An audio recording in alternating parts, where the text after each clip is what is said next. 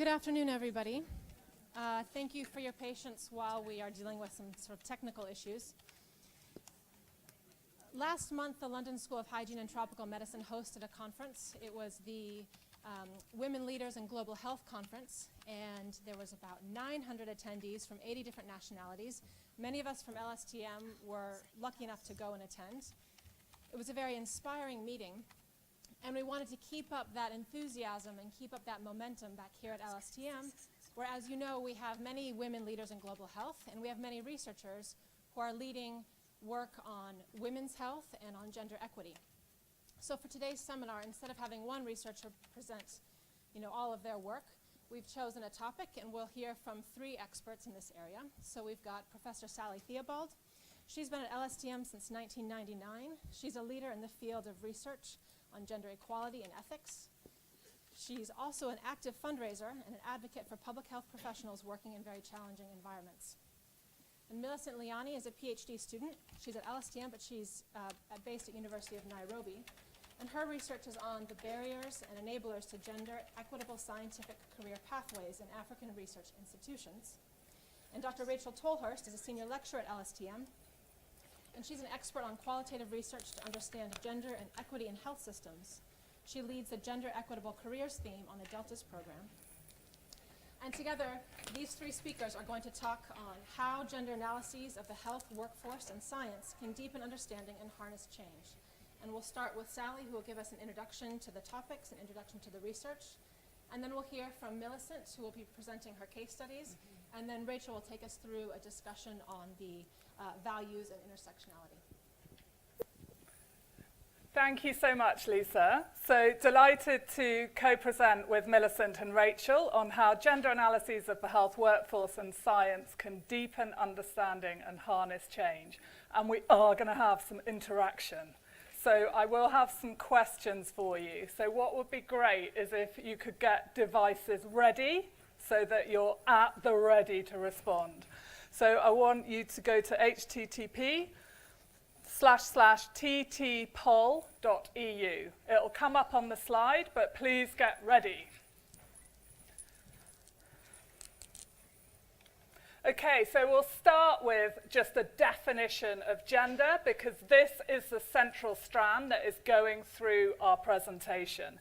So gender, then, is defined as the socially constructed roles, behaviours, activities, and attributes that a given society considers appropriate for men and women and people of other genders. And the focus of other genders and breaking the binary of women and men has become increasingly important, and rightly so, in recent years.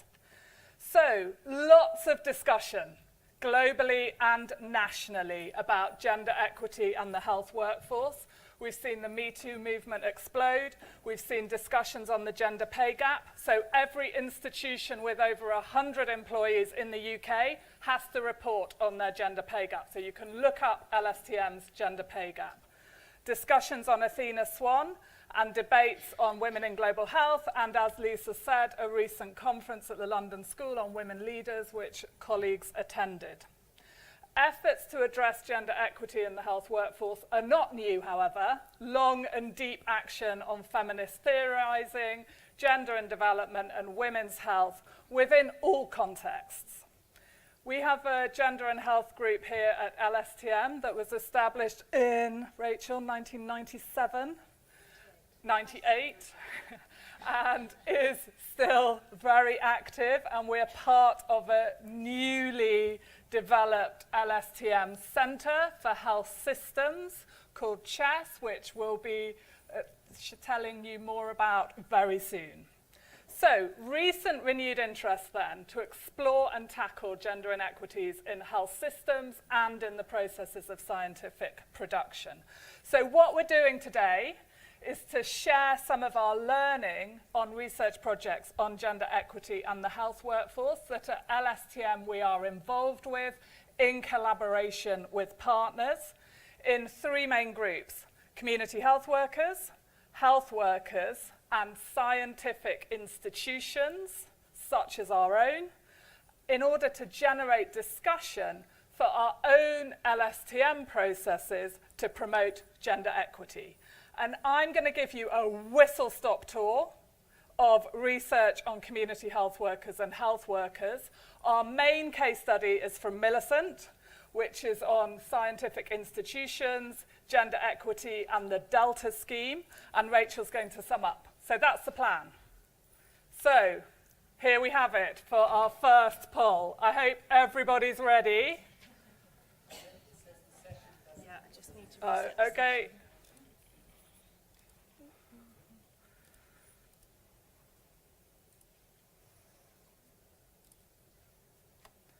Okay. It should now be reset.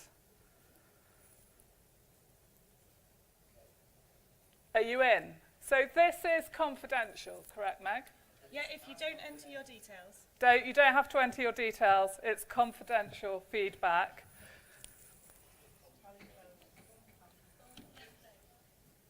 Polling closed? It says polling. Polling is now open. It's working. Okay, so this is the question, right? When you think about LSTM and how gender shapes it, what word or words come to mind? So this is quick, confidential feedback. Go for it. I can see how many people respond. Right, we've got 1 so far, 3, 4. Come on, keep them coming. 8, 9.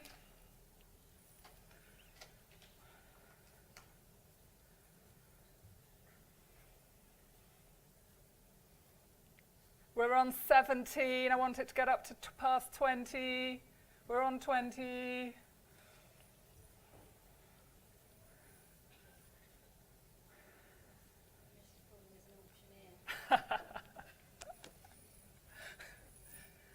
Okay, we've got 30, so I just press down, right? And then we'll get them magically. Aha. So there we have quick feedback, right?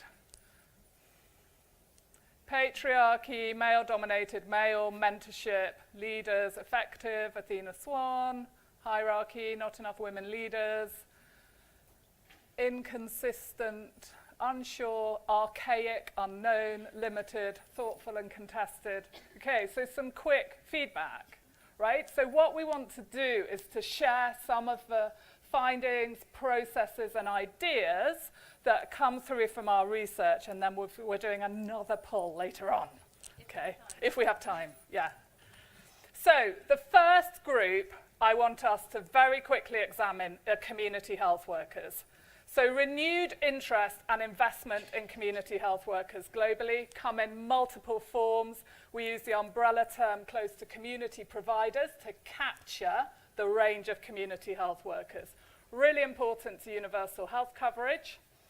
And community health systems was a key theme in our recent Health Systems Research 2018 conference, where we had a Photovoice exhibition, which was brilliantly led and curated by Jane. Jane, where are you?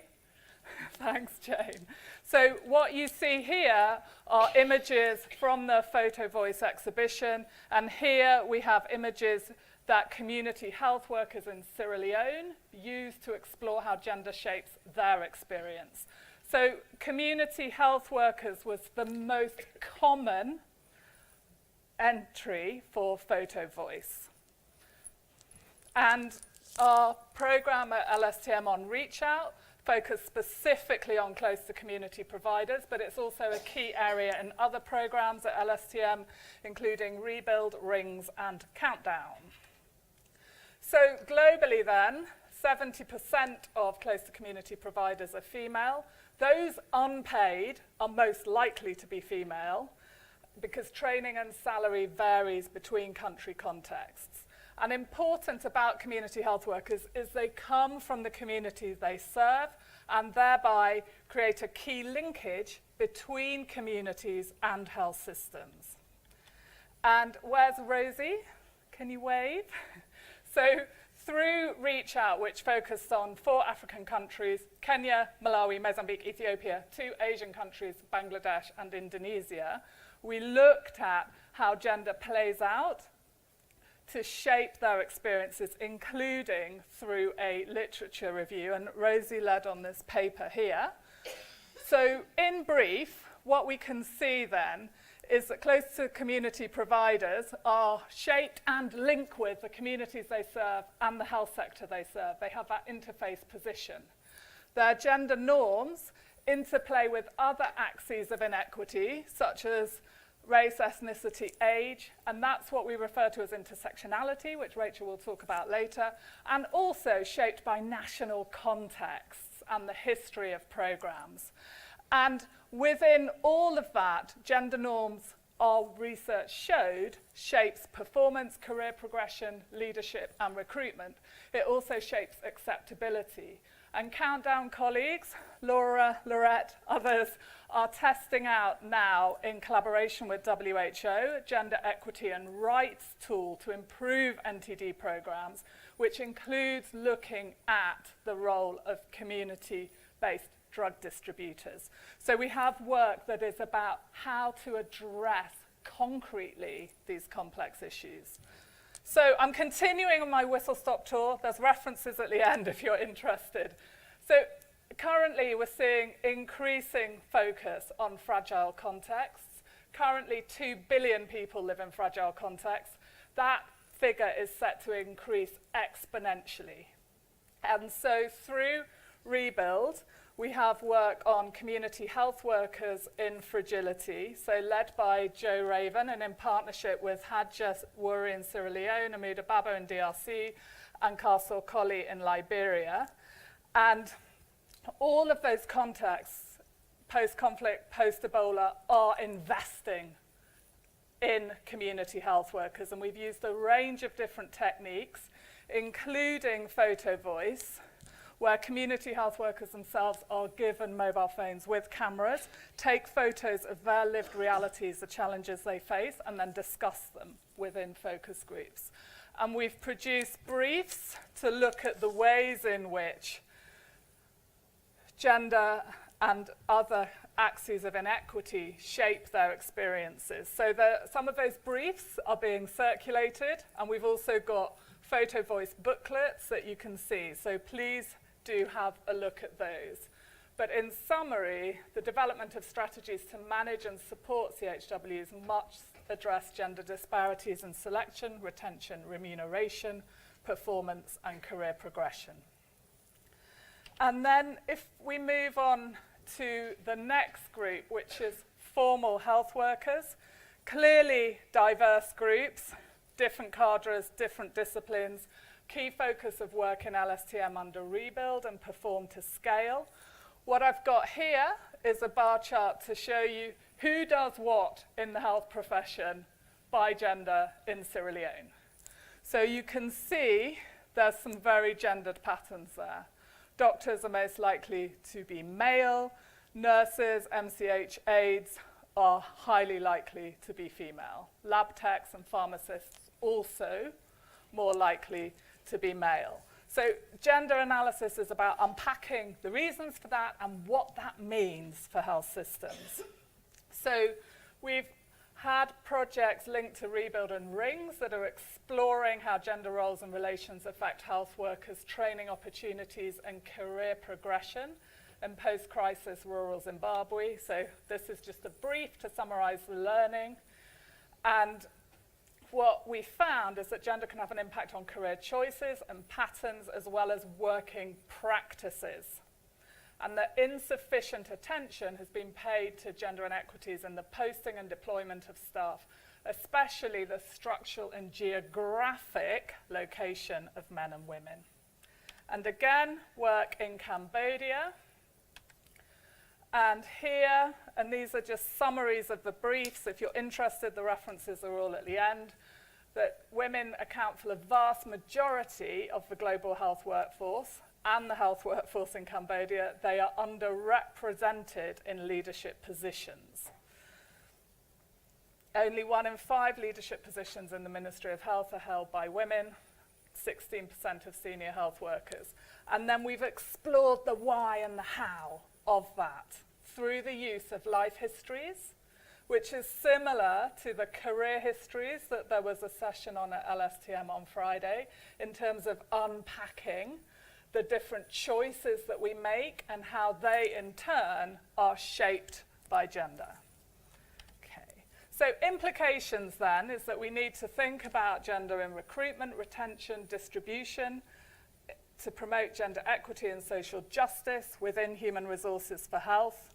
And then the second one is very much about the realities of conflict. And our work in Uganda showed that women showed special resilience and courage, supported by links to families and communities, disguising themselves as they were specifically targeted during the conflict in northern Uganda. Family-friendly working practices are important in all settings. In insecure areas, it needs particular thinking through. Career paths can be re-engineered to allow leadership development for a wider range of professionals. And I just want to also take the opportunity to introduce you to our colleague and alumni, Najla Al-Samboli, who did her PhD here and is the senior pediatrician at Al Sabin Hospital in Sana'a, in Yemen, the world's largest humanitarian crisis. Delighted that Al Sabin Hospital has been chosen for the LSTM Christmas Amnesty. You can read more about her and the amazing work they're doing here. She also won an award as Heroine for Health as part of the World Health Assembly this year. And you can see her medal in the bridge going to the new building because we haven't been able to get it to her in Yemen. And also to let you know that we're having a fundraiser this Saturday. Everyone's welcome. It's in collaboration with the Yemeni community in Liverpool and in collaboration with artists. We've got all different artists have donated their work. And so brilliant place to get Christmas presents. There'll be food, there'll be a Yemeni poet, Amina Atiq, and Tahir Kasim will also speak 4 to 7 p.m. at the Static, Roscoe Lane. It's just near the bombed out church. So do come and join and support our own colleagues and alumni who are doing incredible things in the worst possible circumstances. So we'll now move on to examine the third group, which is scientists. So I'm going to hand over to Millicent Liani, who is focusing on work in deltas in African institutions. While you're listening to this, think about your own institution. And I've just put a graphic up here, which is from our 5th Global Symposium on Health Systems Research, which is a graphic to show who was there, who presented, and where are they from. Thank you.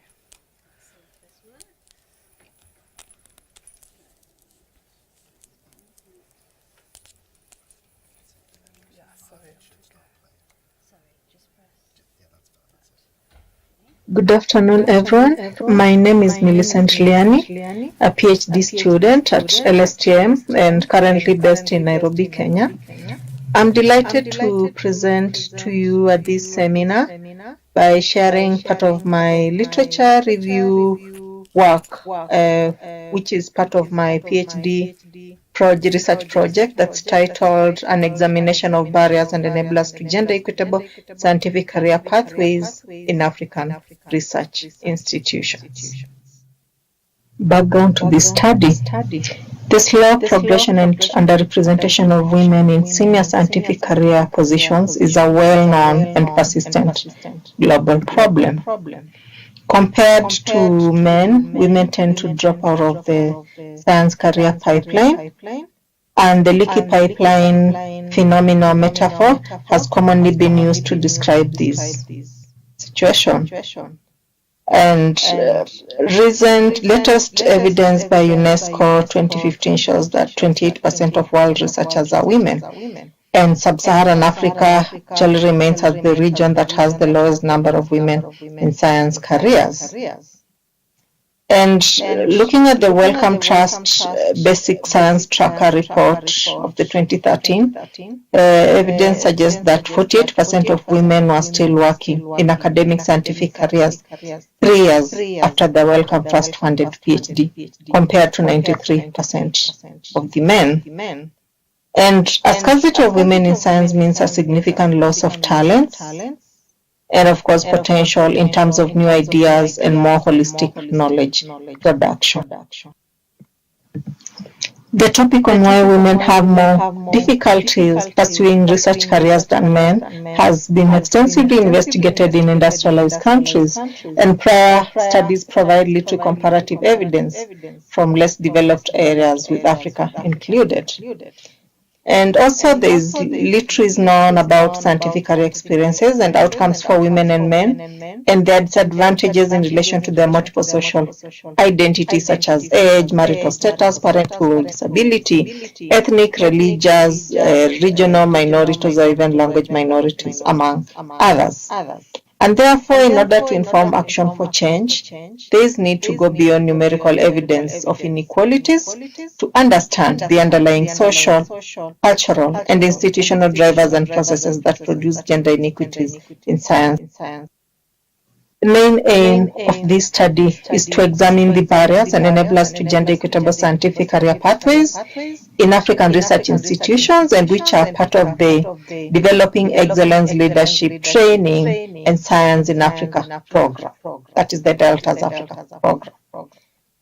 And the study itself intends to provide information about how to improve and track research career equity for internationally competitive African researchers while acknowledging their multiple social identities. Review. In order to have a clear understanding of the existing evidence in sub-Saharan Africa around this research study, I conducted a systematized search and narrative review of published and unpublished literature on empirical evidence on the dimensions of and reasons for the prevailing gender inequities in research institutions in sub-Saharan Africa. I conducted the literature search through exploring multiple bibliographic electronic databases, and also through visiting Google Scholar and conducting targeted internet searching of the institutional website in order to identify additional studies present in grey literature. And in total, 34 relevant papers, which included 24 peer-reviewed articles, 5 reports, 3 theses, and 2 book chapters published between 2003 and 2017 were reviewed. And much of the available evidence around this topic focuses on women in academic scientific careers in higher education institutions. Based on the evidence from the sub-Saharan Africa context, the most commonly reported barriers to scientific career advancement of women include the competing demands of marriage, family life, and work. That is work-life imbalance. And with these, we find that women are unable to compete with their male counterparts on an equal sort of play field, especially when it comes to grant and paper writing. And this usually begins at the postgraduate level and creates cumulative disadvantage over time. And there's also sociocultural and behavioral norms and stereotypes which impedes career progression of women. For instance, the social expectation to follow your spouse as you develop your career, and these can lead to even postponement in women's career or even change in the direction, the career that the women had already taken before. And evidence also suggests that women tend to have weak social capital compared to men, and of course the social capital is usually important in supporting career progression. And their social capital is weak in the sense that they tend to network less, and also tend to have fewer mentors, and these are career mentors compared to men. And there's the existence of discriminatory or even unfair career structures within the institutions. And this relates to the issues of the gender pay gap in terms of the pay system and disparities in terms of how the evaluations of the jobs are done, and even in terms of the promotions, whereby the promotion panels are mainly male-dominated, and they tend to ask biased questions. And in terms of the research productivity, you find that research productivity it's usually measured in terms of the publications. And in Africa, evidence suggests that women scientists tend to publish less compared to their male counterparts. And of course, this low productivity may lead to vicious circle of higher teaching loads, administration, and even pastoral loads, and which are usually less rewarded in promotion processes. And this further reduces the women's time to actually participate to put into productive outputs in terms of scientific writing. And there's also the aspect of women having difficulties with securing research funding, and this one comes in terms of the time demands. We need to look at it in terms of the work-life imbalance, in terms of having lesser time to commit in terms of writing grants. And in terms of scientific mobility, we find that women are in Africa, some of them are more likely to turn down opportunities. Maybe it's for scholarship, it's for fellowship, or even attending conferences abroad because of the mobility challenge, and especially if they have young families to take care of. And in most higher education institutions in Africa, you find that the institutions themselves are characterized as being unfriendly and hostile environment, and which are usually characterized by sexual harassment, bullying behaviors, for instance, like overruling women when they are into meetings, and even scheduling meetings outside the co-working hours. Yet they also have other reproductive responsibilities back at home to attend to.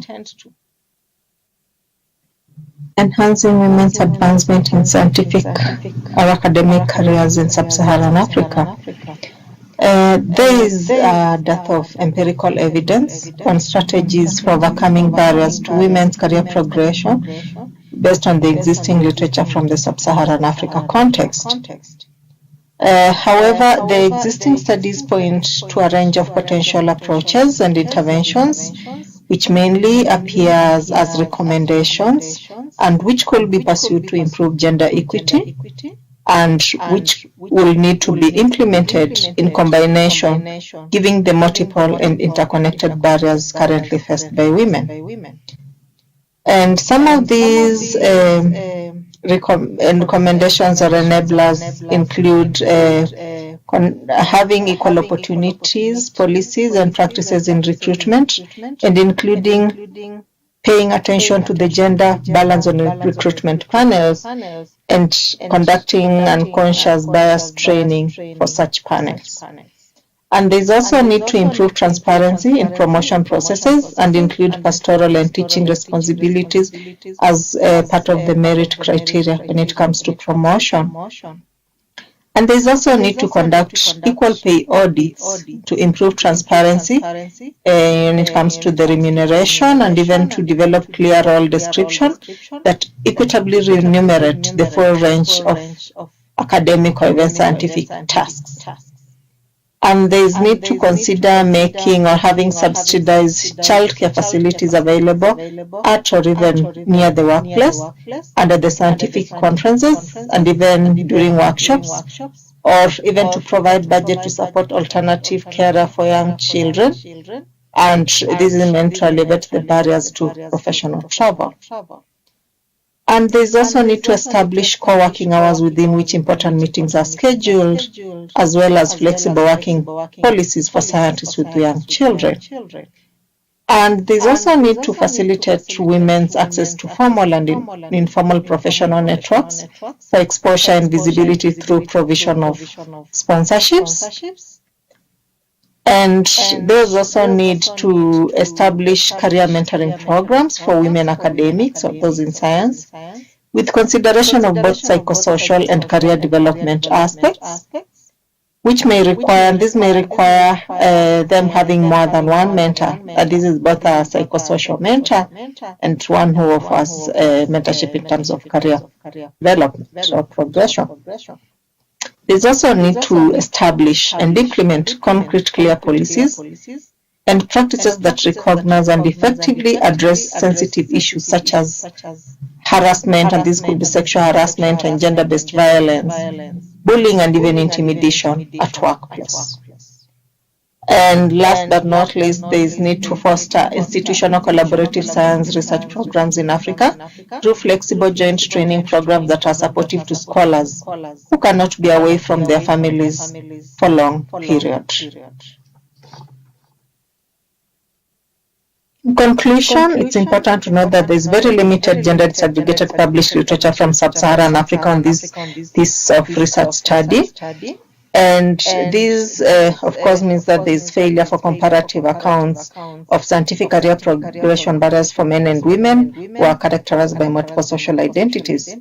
And I'm currently conducting a qualitative study that's aimed at exploring these barriers and enablers to career progression, and based on the lived experiences of female and male researchers who are affiliated to research institutions that are part of the Delta's Africa program.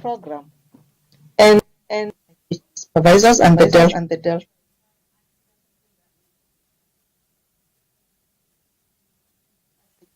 supervisors and the Delta's LRP leadership team for the innumerable support according to me on this research project. And also special thanks goes to Defeat and Welcome Trust for funding this study in collaboration with the African Academy of Science and the partnership with the African Union.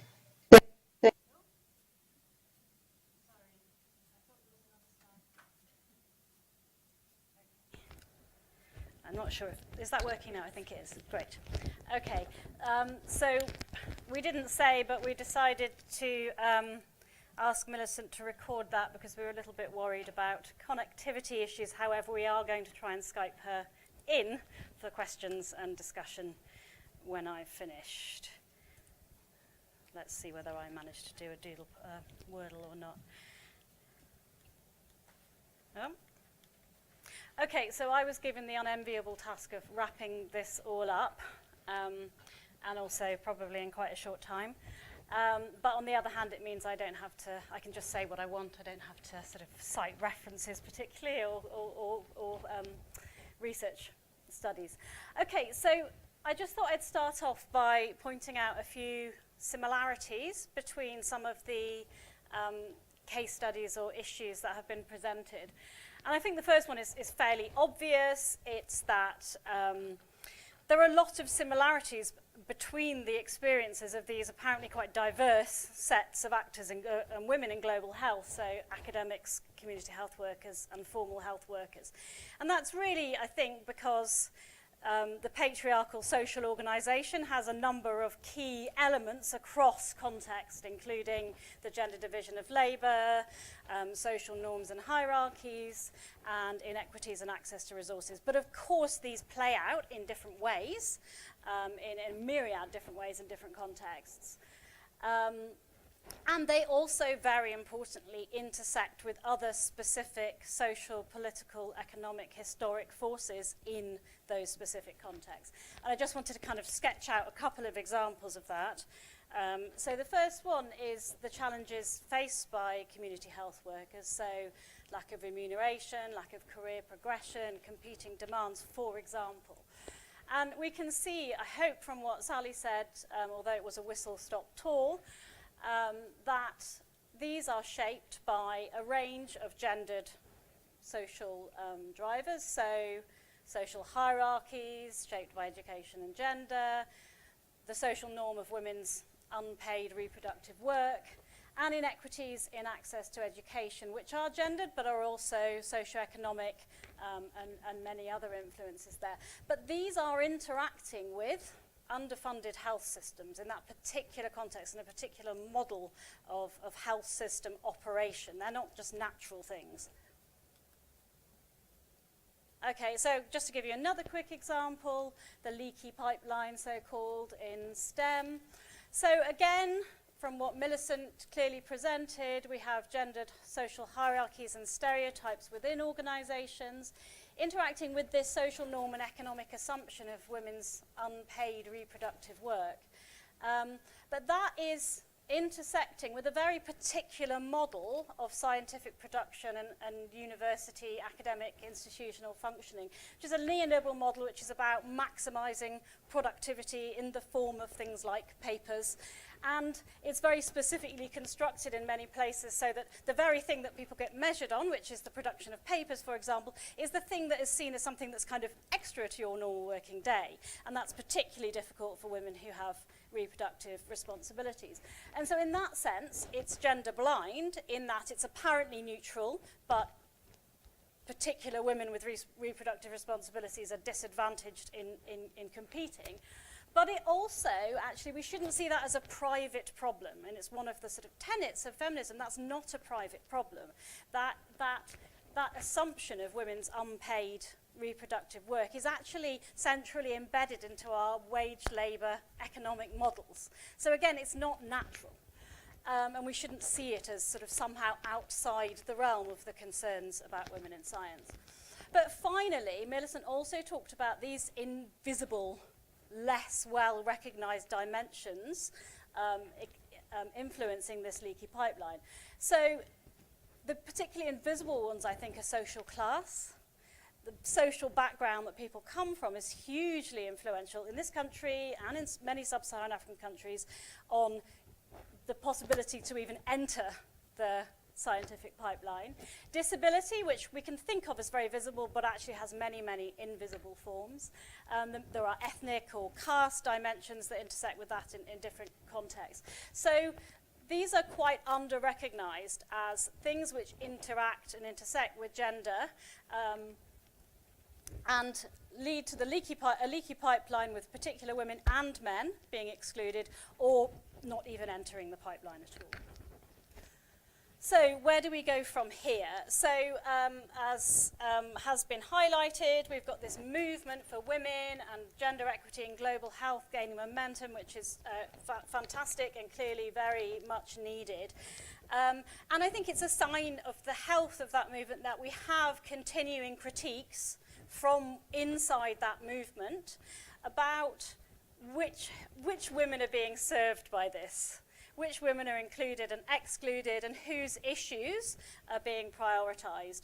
So this is exemplified by a recent open letter to the Women Leaders in Global Health 2018 Steering Committee from 3 Southern women calling for greater inclusion and diversity of different types of women in the leadership. And clearly here we mean potentially a whole range of things, black and ethnic minority women, who these authors are, women from lower socioeconomic backgrounds, disabled women, LGBT women, but also women who are in less powerful positions within their institutions, so not necessarily the kind of acknowledged leaders or profs and so on. And again, some of these exclusions are more visible than others. And sorry, I was just going to say, and so they framed that as using an intersectional lens. And as Sally said earlier, intersectionality for some people is a relatively new concept. But it's very well used here because it comes from the Black American feminist author. It was coined by Kimberly Crenshaw quite a while back, as you can see. And what she and her colleagues were objecting to was the white, middle-class, dominated nature of the second wave feminist movement. So we're coming full circle again a little bit, but hopefully maybe a little bit further forward.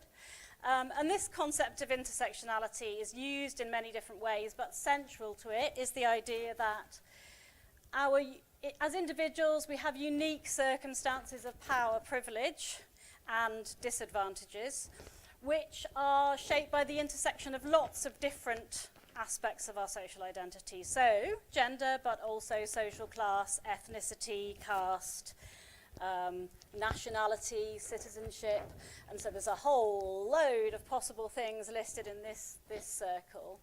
But really importantly in intersectionality, those are then also, they're not individual problems.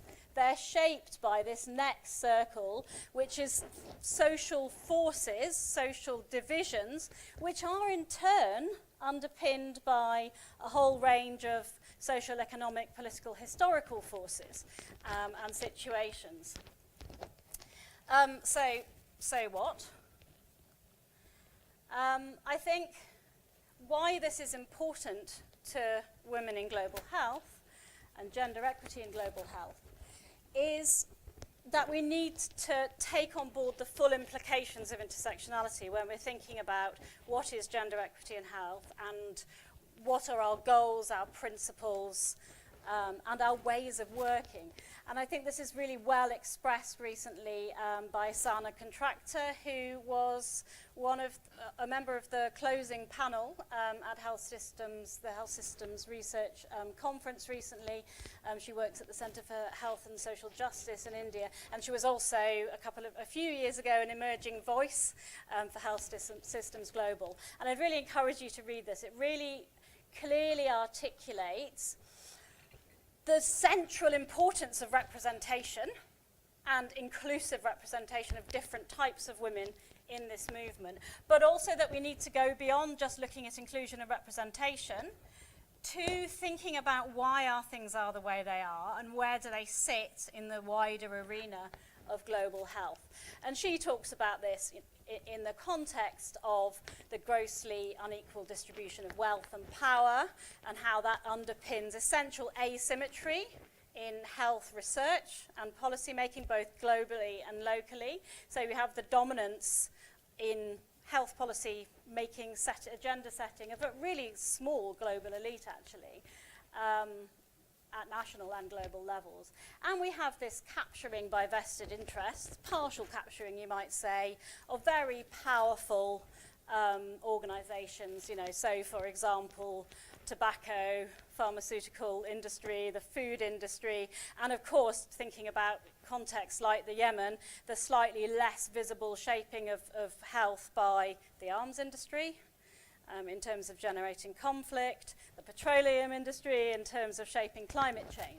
So these are obviously huge issues, and we also have more socially driven issues around prejudice, stigma and exclusion, you know, including those that are driven by religious fundamentalism and oppression. So within that, I would count the global Gag Rule, which is the policy that comes around every time we have a Republican government in the US, which means that they won't use American funding, or indeed any institutions in any way linked to American funding are basically not given funding unless they do not either support abortion or family planning or in any way reproductive health services. So, I suppose I want to I should just quickly say that these specific points don't come from Sana's article, so read Sana's article. I think this is the sort of thing she's talking about, but I wouldn't want to misquote her. They're kind of my examples of what I think she's talking about. So I just want to leave you with this thought, really. And this is a new version of this equity-inequity illustration, which I quite like. So it's really the idea that in gender or women in global health, we need to be moving from equality, this kind of gender-blind assumption that everyone's in the same position, through equity, which is thinking, okay, we need to level the playing field, we need to improve representation, towards justice, which is thinking about challenging and changing the systematic underpinning structures of that inequity. So I'm going to leave you with that thought. And hopefully, do we have time for a turning point, or would you rather ask lots of questions? Are there lots of questions or burning points? Okay, all right, quick. Okay, so another poll with turning point. Get your devices ready. Do I turn it? Yes, I do. Okay, so, I forgot to say that really what I'm talking about is politics with a little p and values. So what value do you think would be the most important to promote gender equity at LSTM? Go. Sally. Oh yeah, they're going up. Look. I don't know how to do it.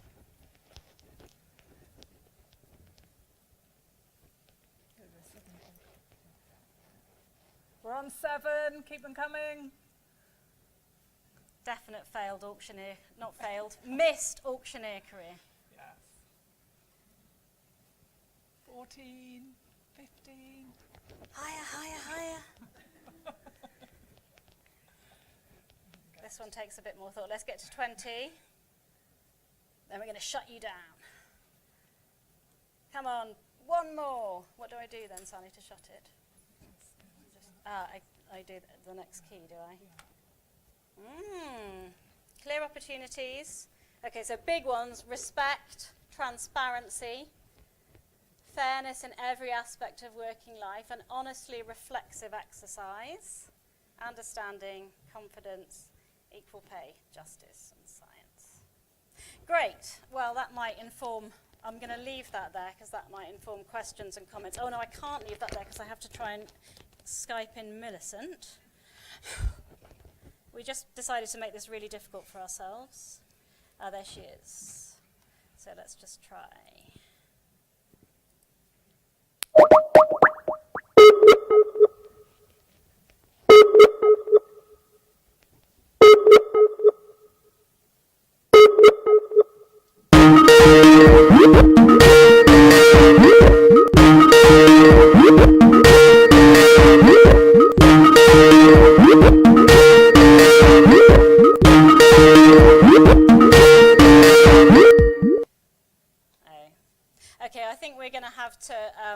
Pass on any questions to Millicent probably because we're so short of time now.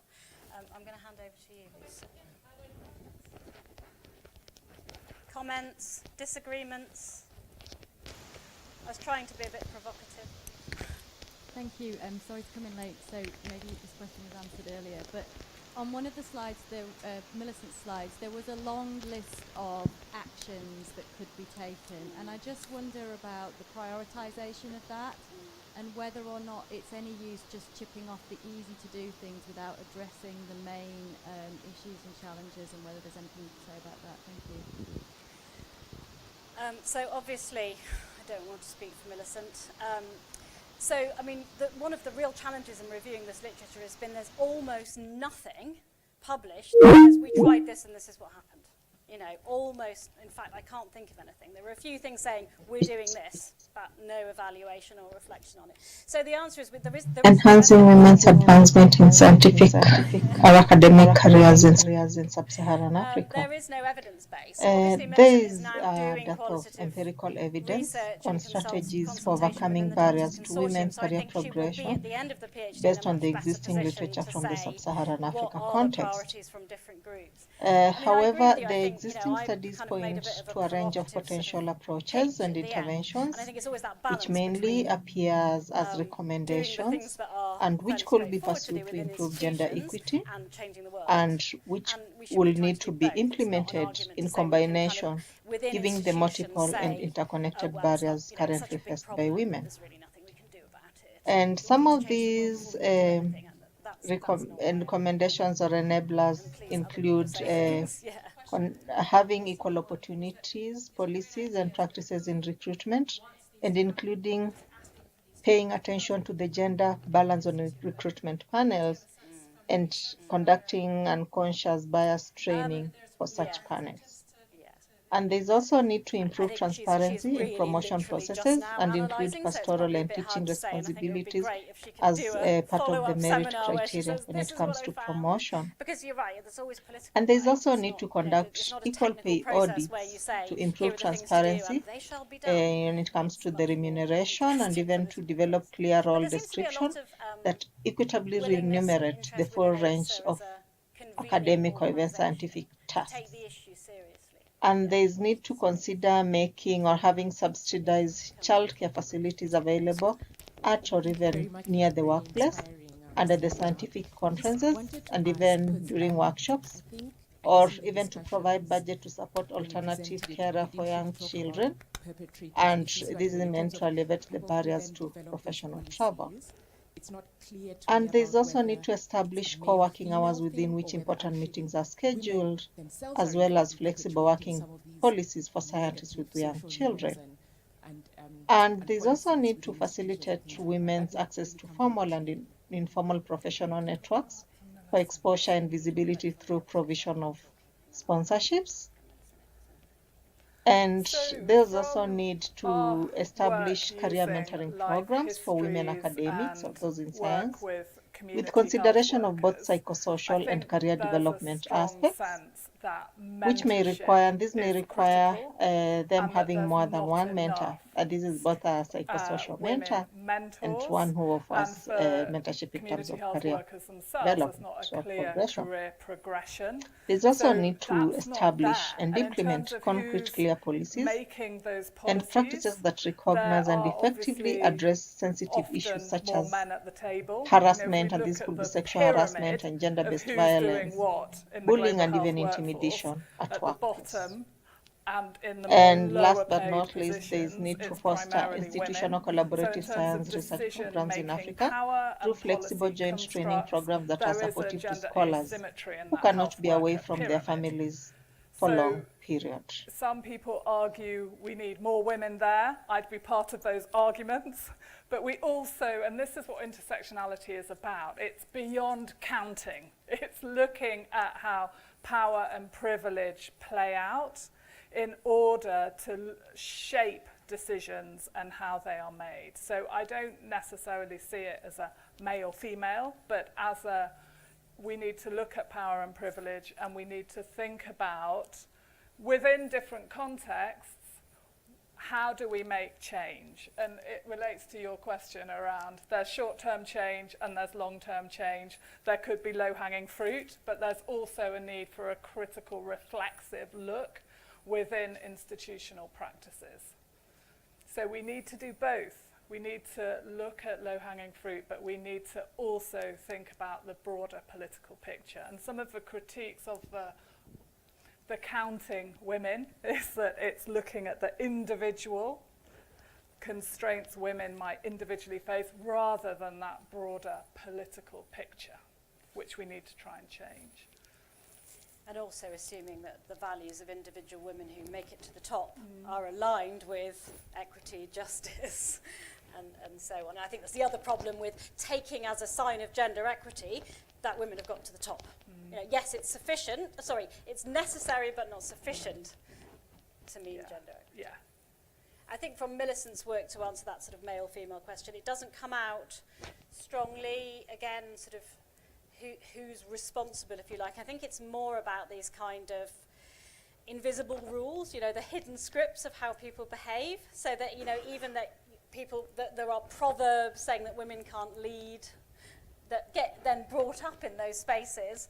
You know, there are I think quite a few studies, you know, showing just differences in the amount of space to talk that's given to women and men, and that's not necessarily men deliberately reducing that time for women, but it's about those unwritten rules that we all live by, really. And there's very interesting literature on Athena Swan, if you want to look at it, which clearly does come with rewards.